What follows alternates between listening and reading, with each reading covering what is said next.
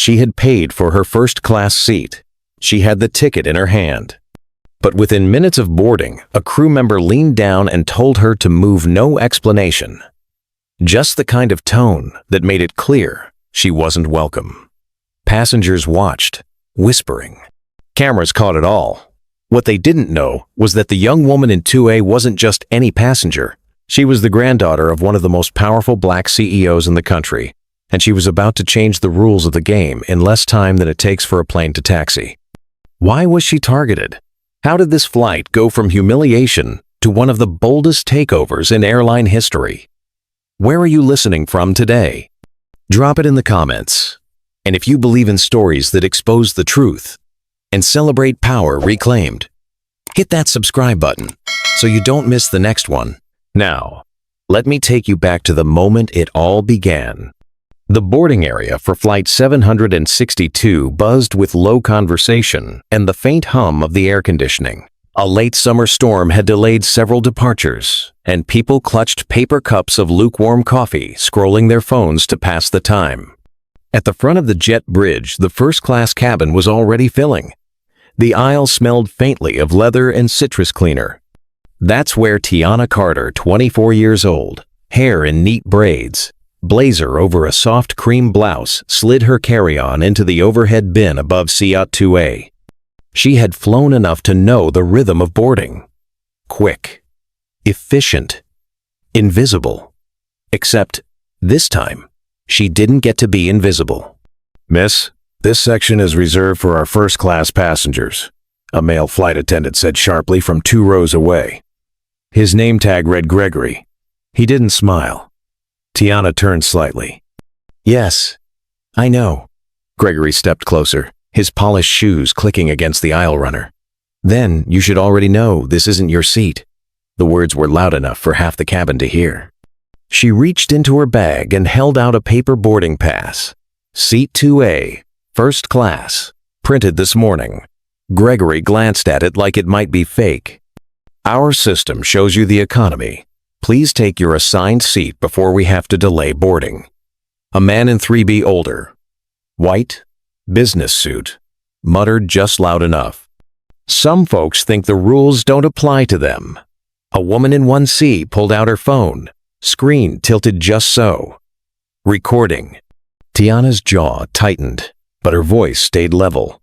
"I'm in the seat I paid for. Please check again." Gregory's lips curled into something between a smirk and a warning.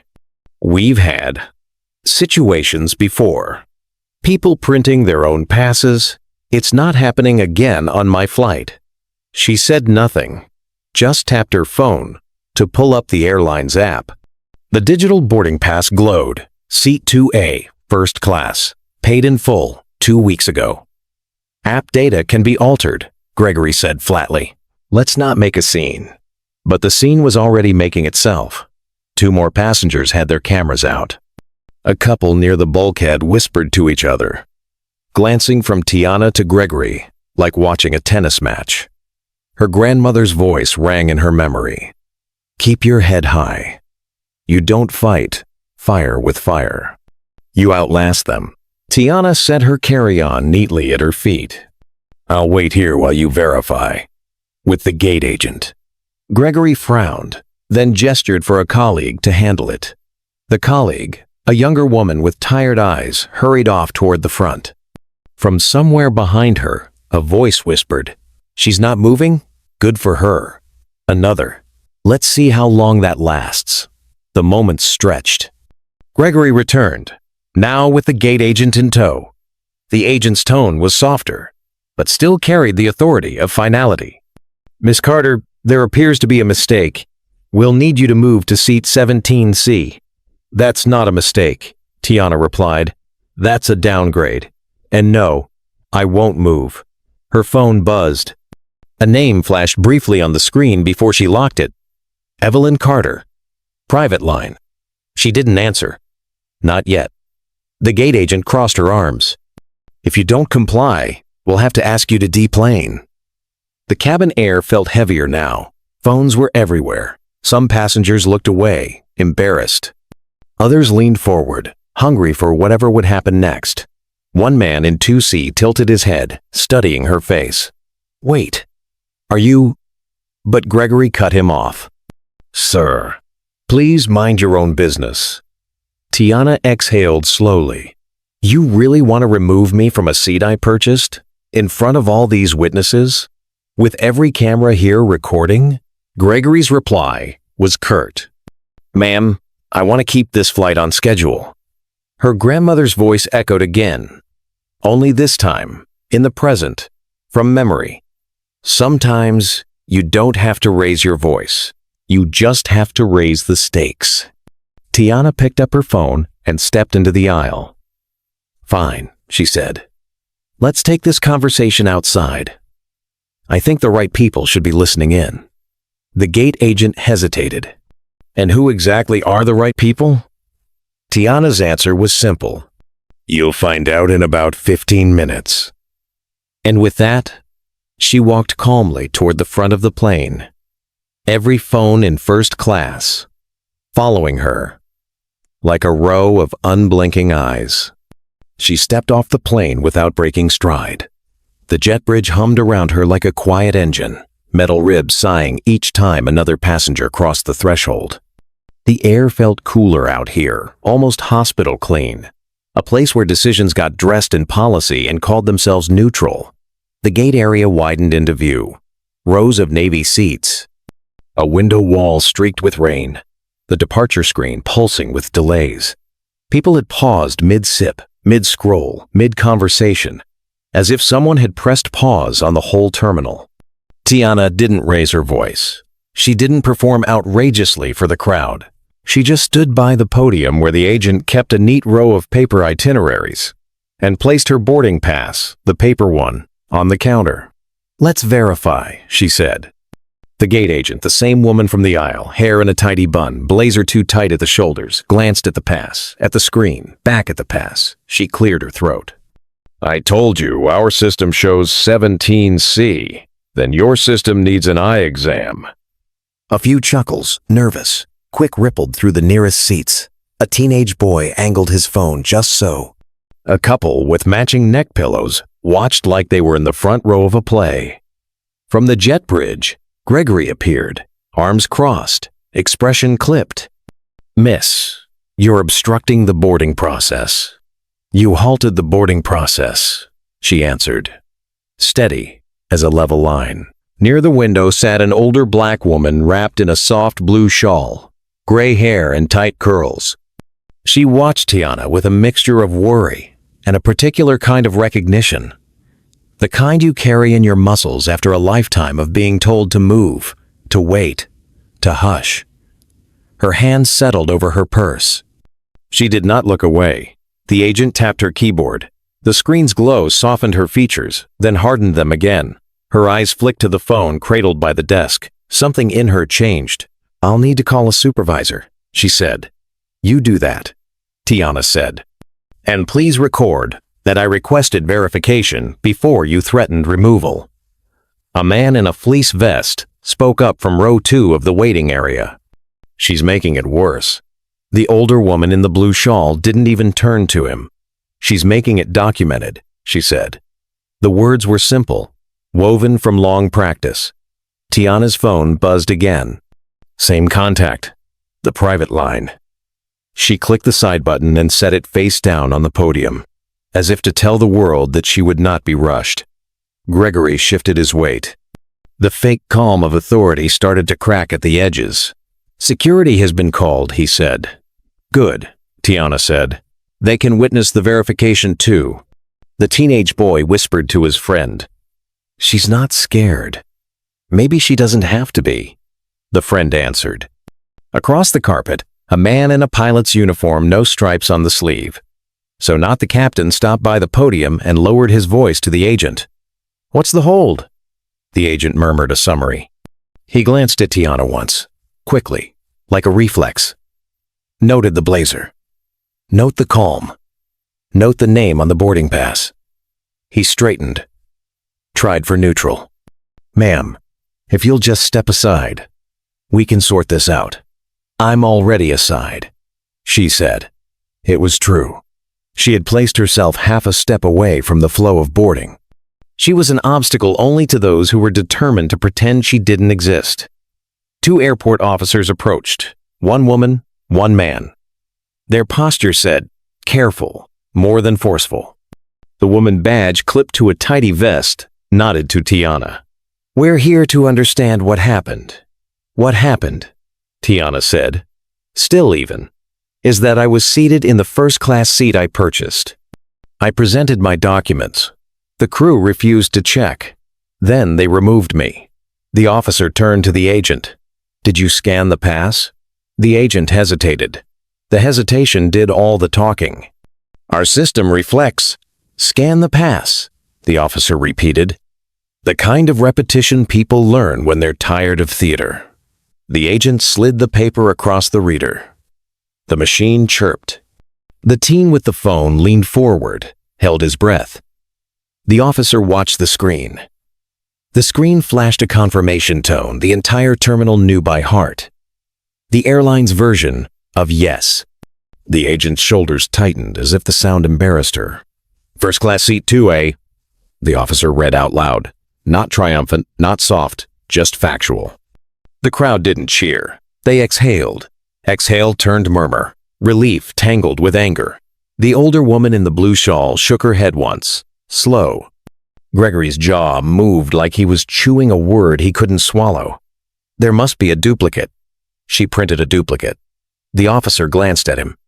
Sir, we can review transaction records. We will, Tiana said. No heat. Just a promise. From the back of the seating area, a young man in a delivery jacket whispered to his colleague. Who is she? Somebody, the colleague said. Somebody who knew to say, scan it. The agent's desk phone rang. She picked it up, listened, then straightened, as if a hand had pulled a string in her spine. Yes, at the gate now. She hung up. My supervisor is on the way. A few seats over, a woman with a tablet looked up from a news site. It's on the local feed, she said to no one in particular. Someone's already posted a clip. On the post, the caption did not use symbols or handles.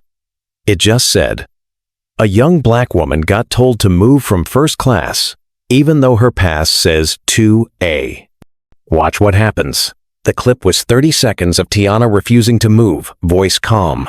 The comment line crawled. Tiana didn't look at the tablets or the phones. She stood with the quiet of a person who knows that noise is free and consequences are expensive.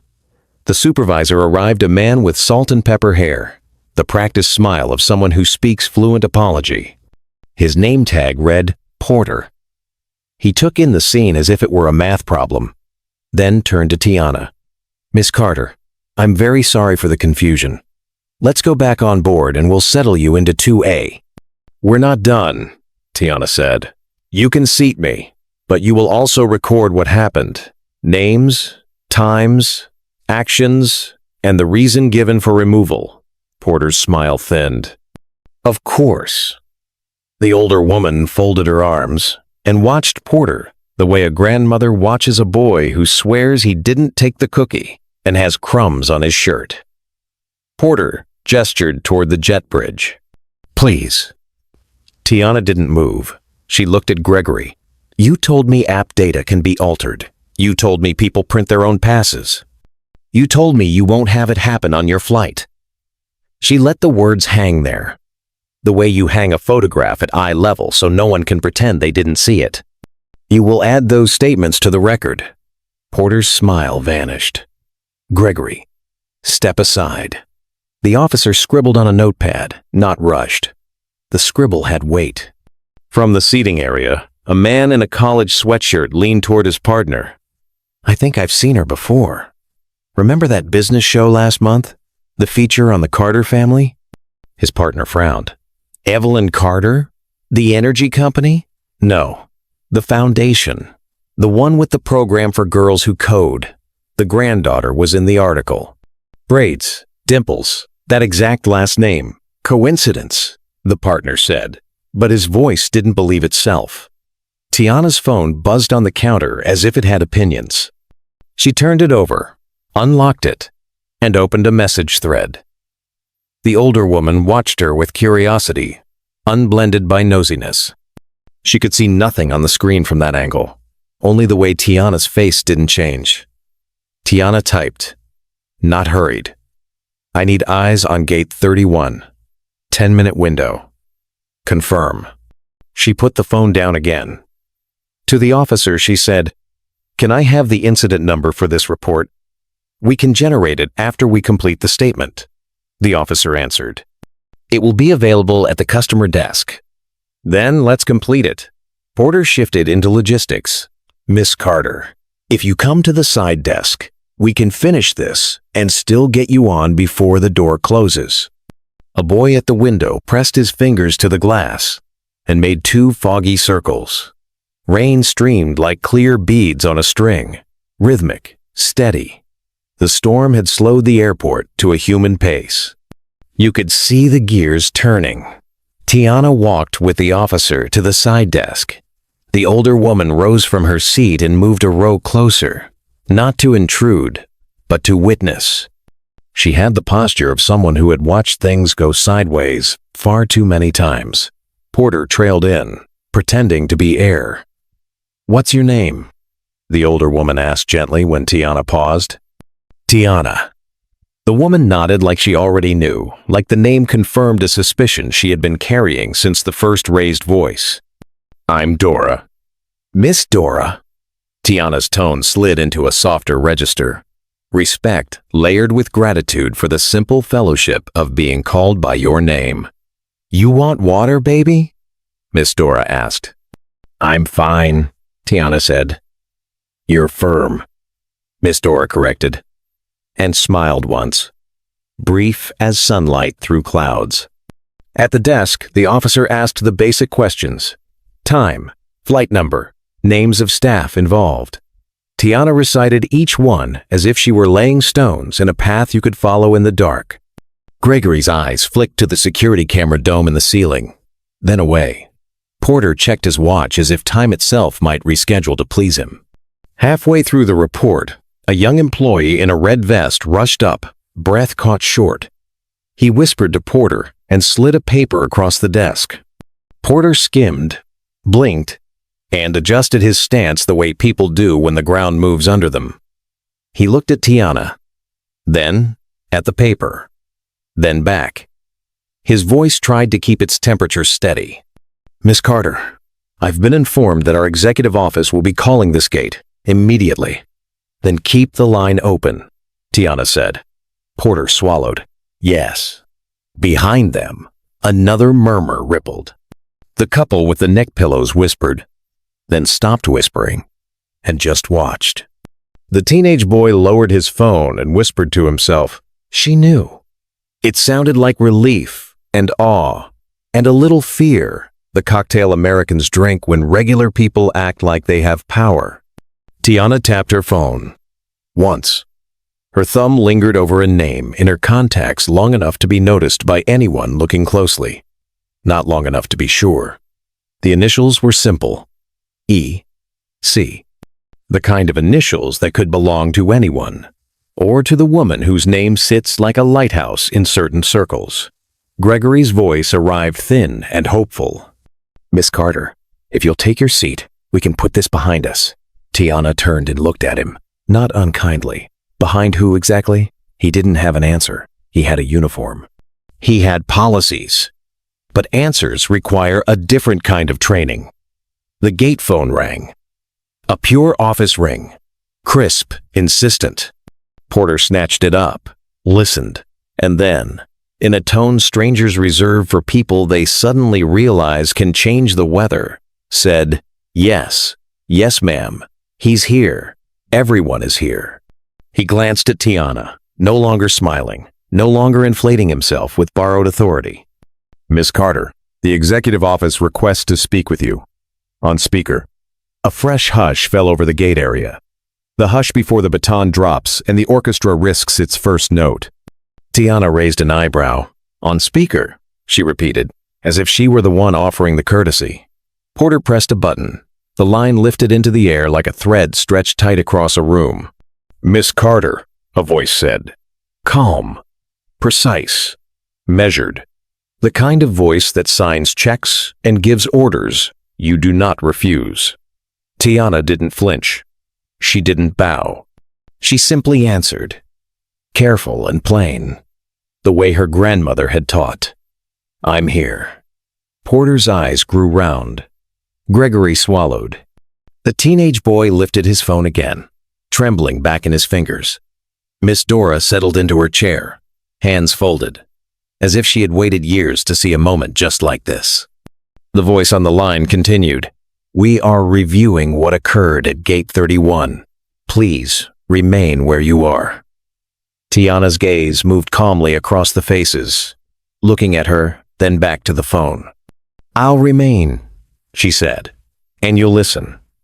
The line rustled. Not disagreement, rearrangement. Then Tiana did something small and particular. She slipped a ring from her right hand and laid it on the counter by the speaker. Gold, softened by time, engraved with a simple crest. The kind of crest no one in the gate area had context for, and yet, somehow, it drew all eyes. Miss Dora leaned in, not to read it, but to feel the temperature in the air. She murmured, to herself more than anyone. All right. On the far side of the terminal, thunder rolled low and distant. The storm was not done. Neither was she. Let's finish the report, Tiana said, and her voice filled the gate the way a bell fills a church. Not loud, complete. The gate agent's phone was still on speaker, but the voice from the other end had shifted tone, no longer inquiring, now instructing. Miss Carter, the caller said, we need to confirm you are still at Gate 31. I am, Tiana replied, standing just far enough from the counter to command the whole space. And everyone here has witnessed what's happened. A pause. Then, good. Stay put. We have executives in motion. Porter's knuckles whitened around the handset. Gregory leaned back, as if distance might soften whatever blow was about to land. Miss Dora sat like a stone in a stream, her stillness making the ripples more obvious. The officer closed her notebook. Looks like this just got above my pay grade, she murmured, but didn't step away.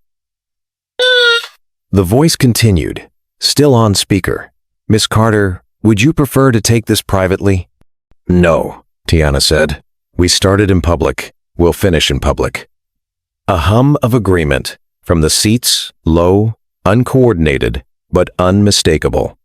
The teenage boy muttered into his phone camera, She's making them do it here. All of it. The line crackled.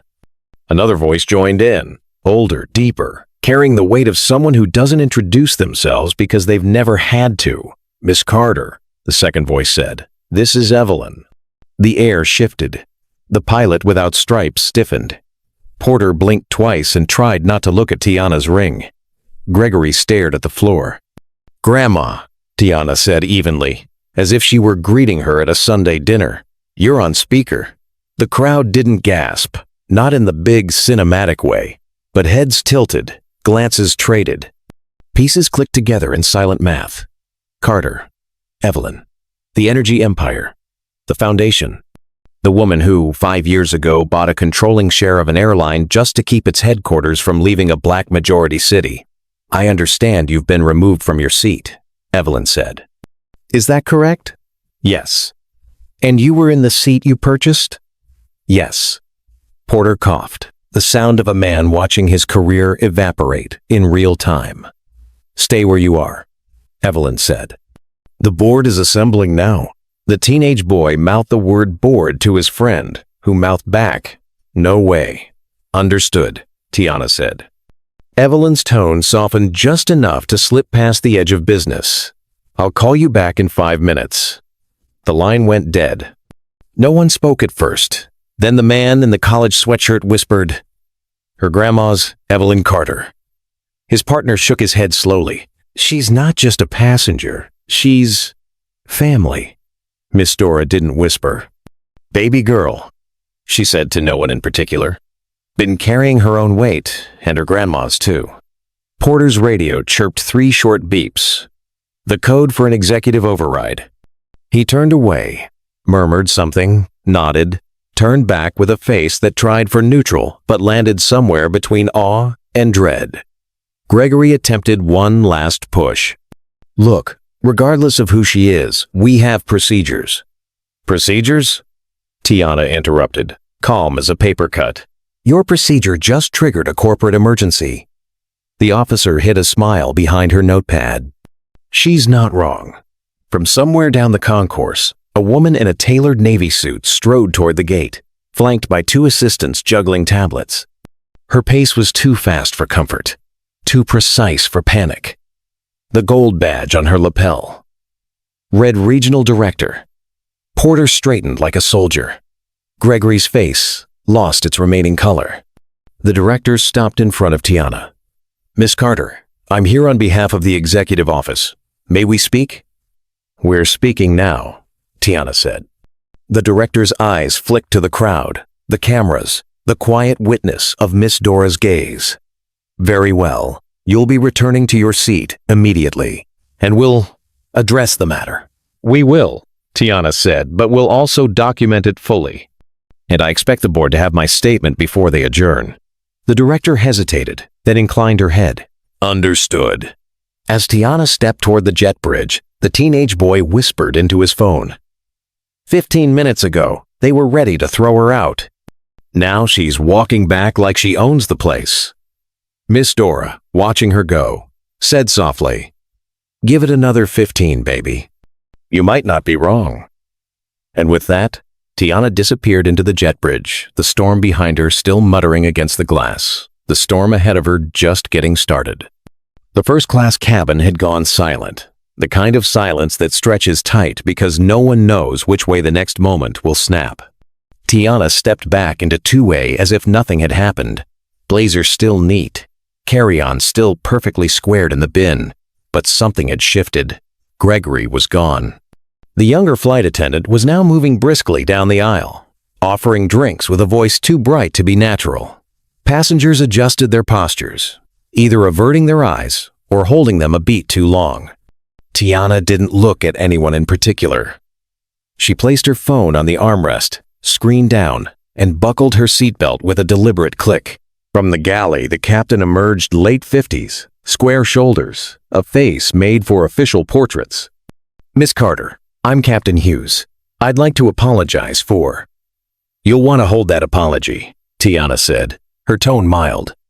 This is now a documented incident. Anything you say should be accurate. A flicker crossed his face. He nodded once and retreated, muttering something to the purser. The plane door remained open. Outside, on the jet bridge, a uniformed operations manager hovered with a headset, murmuring into a mic. A man in 1C leaned just far enough to see the exchange, then pulled back quickly, as if contact might implicate him. Tiana's phone buzzed once. She didn't check it. Instead, she reached into her bag and pulled out a leather folio, opening it just enough to reveal a sheaf of neatly tabbed documents. She didn't read them. She just let them sit there, a silent declaration that she had come prepared for more than a seat assignment dispute. A woman across the aisle in 2C cleared her throat. Is everything settled? For now, Tiana said. We're just waiting on the system to catch up with the facts. That answer made its way down the row in murmurs. The businessman in 3A typed something into his laptop. The young couple in 1D and 1E exchanged a glance that was half relief, half curiosity. Up front, the operations manager leaned into the cabin. Miss Carter, the board liaison will be patching in through the flight phone shortly. We've been asked to keep the cabin door open until then. Tiana nodded. I'll be ready. Gregory reappeared, now avoiding her eyes entirely, delivering coffee to 3B with exaggerated care. His hands trembled slightly. The younger attendant came by offering water. Would you like anything before we depart? Yes, Tiana said, without looking up from her folio. A printed passenger manifest for first class. The attendant hesitated. We don't normally provide. Then make an exception, Tiana said. Her tone wasn't sharp, but it had the weight of someone accustomed to being obeyed. Within minutes, a folded printout landed on her armrest. She scanned it, eyes moving quickly, pausing once at a name halfway down the list. She made a note on her phone, still without explaining. From the back of first class, a man whispered to his seatmate, "She's not here to argue. She's here to do something." The manifest disappeared back into her folio. She closed it with the soft finality of a file marked complete. Outside, the operations manager pressed a finger to his earpiece, then stepped inside with the handset of the flight phone extended. "They're ready for you," he said. Tiana took the receiver, cradling it lightly. "This is Carter," she said, voice even. The hum of the line deepened. "Miss Carter, this is the chair of the board. I've been briefed on the incident. Do you wish to address us before we take action?" "Yes," she said, "and I'll be brief." She glanced around the cabin, making sure her voice carried. "This is no longer a customer service matter. It's a governance issue, and you already know which clauses are in play." The silence that followed was not confusion. It was a calculation. "We understand," the chair said finally. "We'll convene immediately." "I'll hold," Tiana replied. "You have 7 minutes before we're airborne." She replaced the receiver in its cradle. The passengers in first class shifted like an audience waiting for the curtain to rise. And for the first time since she boarded, Tiana allowed herself the faintest of smiles, not for them, but for the system she had just set in motion. The captain didn't return. The cabin crew had retreated into a rhythm of quiet efficiency, but their eyes kept flicking toward 2A, as if measuring the distance between themselves and whatever authority sat there. Outside the plane, the jet bridge was a stage. The operations manager moved briskly between the door and the gate podium, headset live, murmuring updates to people no one could see. Twice, he glanced toward Tiana's seat, then away quickly, like a man who'd been told exactly how far to look. From the rear galley, a soft ping signaled an incoming cabin call. The purser answered, listened, and her posture stiffened.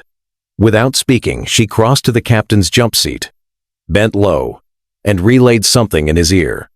His eyes cut sharply toward Tiana, then back to the cockpit door. Row 3 was a quiet hum of speculation. The businessman in 3A was scrolling through search results. "Carter Foundation," he whispered to his seatmate. "Youth tech programs, renewable energy, airline investments." In 1C, a woman was texting furiously. "No, I'm watching it happen," she typed. "It's her, I'm sure." The younger flight attendant emerged from the galley holding a narrow slip of paper. She handed it to Tiana, without comment. It was the printed manifest she'd requested earlier, updated. A name near the bottom was now highlighted in yellow. Tiana's thumb traced the line once. Then she folded the slip neatly and tucked it into her folio. The purser passed through again, offering water. She stopped by 2A, her voice low. "Miss Carter, the gate has confirmed certain connections." "I assumed they would," Tiana said. She set her phone face up on the armrest. No one could see the message thread, but the screen was lit long enough for nearby passengers to notice a string of recent calls, all to the same contact, Evelyn Carter, private line. The businessman in 3A leaned back, whispering to the couple in 1D and 1E, "If she's who I think she is, this airline's about to have a very bad day." From the gate, the operations manager returned with the flight phone again. He didn't speak, just held it out. Tiana took it. "Carter, Miss Carter," the board chair's voice said. "We're in session. You have the floor." She didn't stand. She didn't need to. "The incident is on record. You've reviewed the relevant clauses?" "Yes." "Then you understand," she said. "This is no longer an issue of one passenger's seat. It's about the precedent you set when you allow unchecked bias to override documented facts." The cabin seemed to lean in, though no one moved. Even the captain was now in the aisle, listening without pretending otherwise. "We understand," the chair said again. "What are your terms?" Tiana's voice didn't rise. "I'll give them to you when we land in Chicago. Until then, keep your door open and your phones charged, because from this moment forward, the system you think you control belongs to me." She replaced the receiver, closed her folio, and reached for her water. The captain stepped aside as she did, not because she asked him to, but because he suddenly understood she didn't need to. Somewhere deep in the terminal, a chime signaled a new flight delay announcement. In 2A, the stakes had already moved far beyond minutes. The door to the jet bridge was still open. First class sat in a strange limbo, boarded, buckled, but not going anywhere. Passengers kept pretending to read, scroll, sip water, but the quiet was the kind that knew it was being recorded. Outside, a new figure appeared on the jet bridge. Not operations, not cabin crew. She was dressed in charcoal gray, heels clicking on the aluminum floor, an ID badge swinging from her lanyard. She didn't hurry. She didn't have to. Porter, still hovering near the cockpit, saw her and straightened like a man recognizing his own judge. He stepped back to let her pass. She entered the cabin, eyes moving once over the passengers before settling on Tiana. "Miss Carter, I'm Marlene Ortiz, corporate counsel." Tiana regarded her the way one might regard an unscheduled storm. "And you've been briefed?" "I have," Marlene said. "The board is attentive." Behind her, Gregory kept his gaze locked on the floor. The younger flight attendant had disappeared into the galley. Tiana set her water on the tray table. "Good. Then you know what clause this triggers." Marlene's lips pressed into a flat line. "Material incident. Governance review." Across the aisle, the businessman in 3A mouthed the words "material incident" to himself, like he'd just heard the price of gold double. "We'll want to resolve this in a manner," Marlene began, "that ensures it never happens again." Tiana finished for her. "I know." From the front of the cabin, the captain called down the aisle. "Counsel, may I remind you we have a schedule?" "You'll be reminded," Tiana said without turning, "that the schedule is now secondary to compliance." A few passengers almost laughed, not because it was funny, but because it was so foreign to hear someone speak to an airline that way and mean it. Marlene's phone vibrated in her hand. She checked it, then glanced at Tiana. "The chair requests that you remain reachable during flight. We'll be on a secure channel." Tiana nodded once. "Then you'd better take your seat before the seatbelt sign comes on." Marlene hesitated, then slid into 1B, facing the aisle like a soldier assigned to guard duty. The cabin door began to close. Gregory's shoulders sagged in visible relief, until Tiana's phone lit up with an incoming call labeled "Board Session Live." She answered on speaker, her voice filling the narrow space. "This is Carter." "Miss Carter," the chair said. "We've convened emergency governance. The first matter is your standing." "Standing?" Tiana repeated. "I'm about to make that very clear." She reached into her folio and withdrew a single-page document with a raised corporate seal. She slid it onto the empty seat beside her, letting the embossing catch the light. Marlene's eyes flicked down. The breath she drew was sharp enough for row 3 to hear. Tiana leaned back, calm as stone. "And beginning today," she said, each word deliberate, "I am the largest individual shareholder of this airline." Which means, the cabin waited, breath held. "I'm the one who gives the orders." For a moment, the hum of the air system was the only sound in first class. Even the captain, half turned toward the aisle, froze like a man unsure whether to salute or retreat. Marlene Ortiz recovered first, though her voice betrayed the adjustment. "Miss Carter, you're saying—" "I'm stating," Tiana cut in, "that as of last quarter, I hold 27% of this airline's voting shares, acquired through Carter Holdings' investment arm. Your own filings confirm it." She didn't raise her voice. She didn't have to. The authority sat in the numbers. Across the aisle, the businessman in 3A's hands hovered over his keyboard, unsure if it was impolite or unwise to start typing what he was witnessing. In 1C, the woman who had been recording earlier brought her phone up again without hesitation. Tiana slid another document from her folio, a printed page with signatures in crisp blue ink. Per the bylaws, Section 14, any material incident involving a shareholder over 20% triggers the ownership clause. You know what that means, Miss Ortiz? Marlene nodded reluctantly. It means the board must yield operational authority to the shareholder for the duration of the incident. Correct, Tiana said. And this is an incident. She let the word linger, its weight measured not in volume, but in certainty. The captain cleared his throat. Miss Carter, with respect, operational authority, is mine, she said evenly. As of the moment Gregory here decided my paid seat belonged to someone else, operational authority shifted to me. The ownership clause is not symbolic, it's binding. Gregory shifted in place, color draining. The younger flight attendant emerged from the galley only far enough to place a hand on the jump seat for balance, eyes darting between Tiana and Marlene. From somewhere deep in the terminal, a faint chime signaled another flight delay. Inside the cabin, time felt compressed, 7 minutes stretching into something dense and irreversible. Marlene tried again.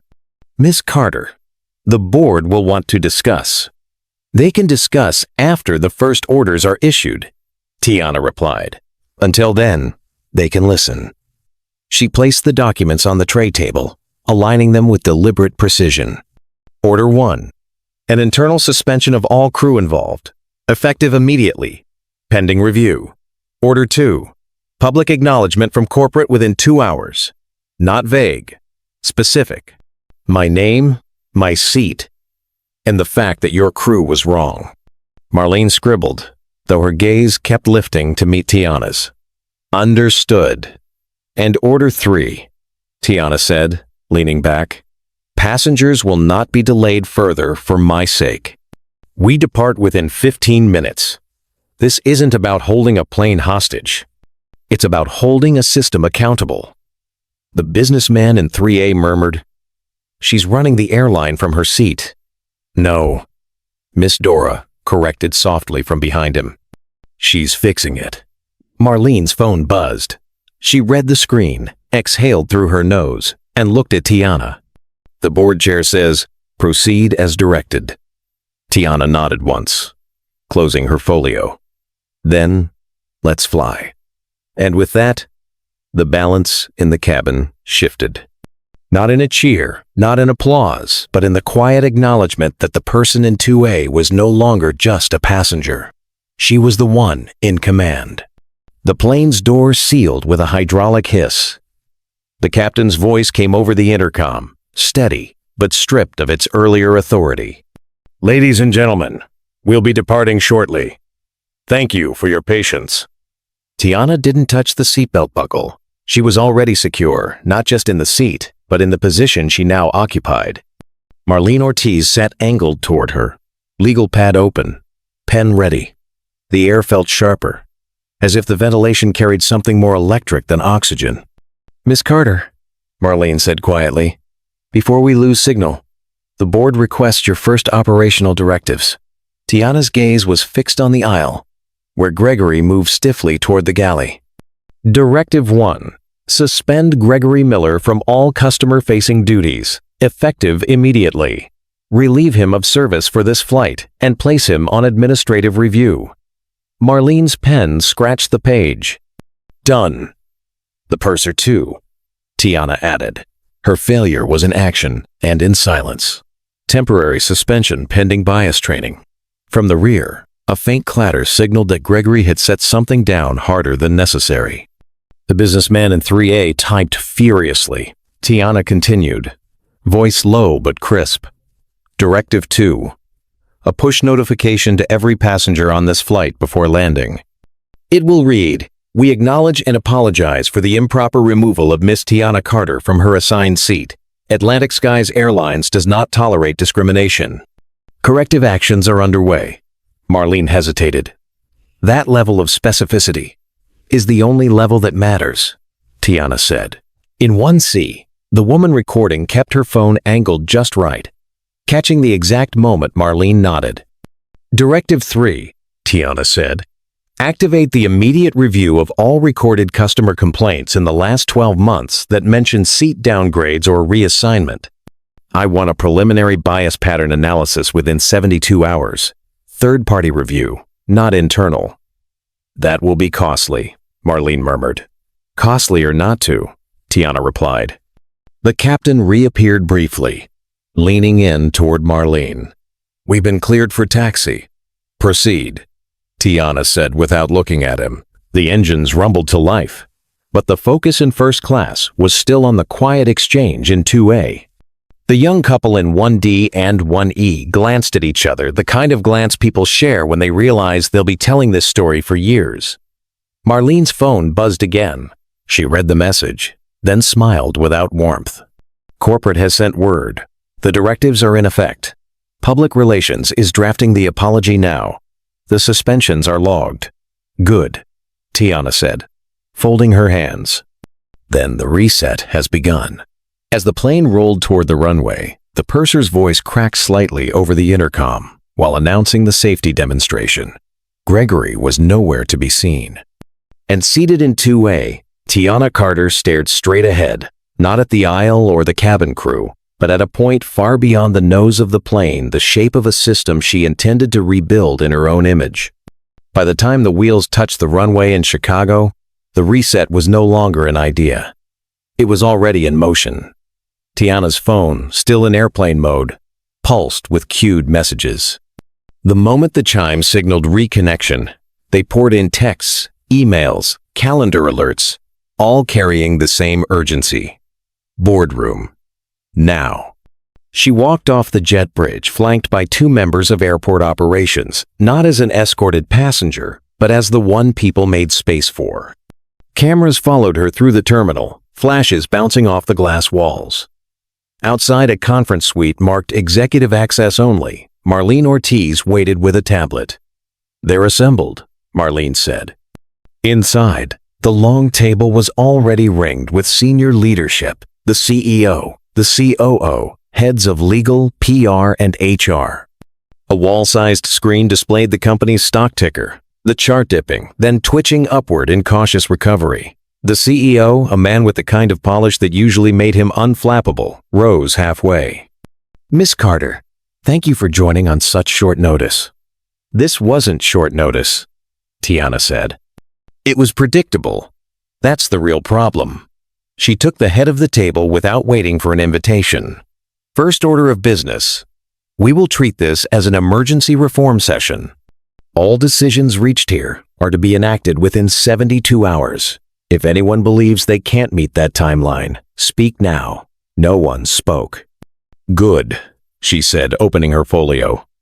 "Effective immediately. Comprehensive bias recognition training for all customer-facing staff. Mandatory. 8 hours minimum. Department heads are responsible for scheduling without disrupting essential operations. I want the first sessions underway within 2 weeks." The HR director scribbled notes. "Next," Tiana continued, "launch an anonymous reporting portal for discrimination and harassment incidents hosted by an independent vendor. It will be live within 72 hours, accessible from both the public website and the internal employee portal." The general counsel cleared his throat. "We'll need to review data privacy implications." "You'll review them tonight," Tiana said. She moved down the list. A standing diversity oversight committee with rotating members from every department. Quarterly public reports, summarizing incidents, actions taken, and outcomes. A permanent budget line for community engagement programs focused on equitable service. The COO leaned forward. "Miss Carter, some of these measures will be expensive. They'll be cheaper than another day like today," she replied. On the screen, the PR director pulled up the drafted apology. Tiana scanned it once. Remove if from if our actions caused offense. It did. Remove regret, replace it with acknowledge, and add my name to the statement. Transparency starts here. She pushed the tablet back across the table. Send it within the hour. The CEO looked around at his executives. No one met his eye. It's done, he said. Tiana closed her folio. Then the emergency reform is in effect. This isn't about salvaging a news cycle. It's about proving that when the system fails, it can repair itself without hiding the break. Around the table, people shifted not in defiance, but in the uneasy understanding that they had just agreed to be held accountable in public. And for the first time since she left 2A, Tiana allowed herself the smallest nod. Not victory alignment. The plane had landed, but the work had only just taken off. Morning light spilled across the boardroom windows, catching the edges of the polished table. The emergency reform session had bled into dawn. Half-empty coffee cups sat beside abandoned notepads. The ticker on the wall now showed a sharper climb, the market's cautious vote of confidence. Tiana stood at the head of the table, still in the same blazer she'd worn when they tried to move her out of first class. She hadn't sat down in over an hour. One last matter before we adjourn, she said. Ownership transfer. The CEO shifted in his seat. Transfer? I've already exercised my shareholder rights, Tiana said. But to prevent any future ambiguity, I've acquired the remaining 3% needed for controlling interest. As of this morning, Carter Holdings now owns 30% of Atlantic Skies Airlines. No other single entity holds more. The legal counsel's pen froze mid-note. The COO blinked, calculating what 30% meant in real terms. In other words, she continued, I'm the largest owner in company history, and at 28, that makes me the youngest owner of a major U.S. airline. The room didn't erupt. It settled the quiet acceptance that the balance had shifted permanently. Marlene Ortiz was the first to speak. Miss Carter, with that position comes responsibility and scrutiny. I'm counting on both, Tiana said. Accountability isn't a threat. It's a standard. And starting today, this airline meets it. On the screen, a notification appeared. The public apology had gone live. The first comments were already pouring in: passengers, former crew, community leaders. One in bold red. Finally, someone who doesn't just talk change, she owns it. Tiana gathered her folio, but before she left, she turned back to the table. This company runs on the trust of the people who fly with us. We've been treating that trust like a renewable resource. It's not. We earn it every single day, or we lose it. She walked out without waiting for a reply. In the hallway, Miss Dora stood leaning on her cane, as if she'd been there the whole time. So, baby, Dora said, a smile tugging at her lips. What's it feel like to own the sky? Tiana laughed, not the sharp, precise laugh of a boardroom victory, but the real kind. Feels like I just got started. The elevator doors opened. She stepped in, the city sprawling awake below, and for the first time in 24 hours, the system didn't feel immovable. It felt hers. By noon, the story was everywhere. Cable news anchors repeated her name with a mix of awe and disbelief. Headlines scrolled across the bottom of screens. Youngest airline owner in U.S. History takes control after discrimination incident. On social media, clips from the gate and the cabin had been shared millions of times. The one where she calmly told the captain, "The schedule is now secondary to compliance," had already been memed.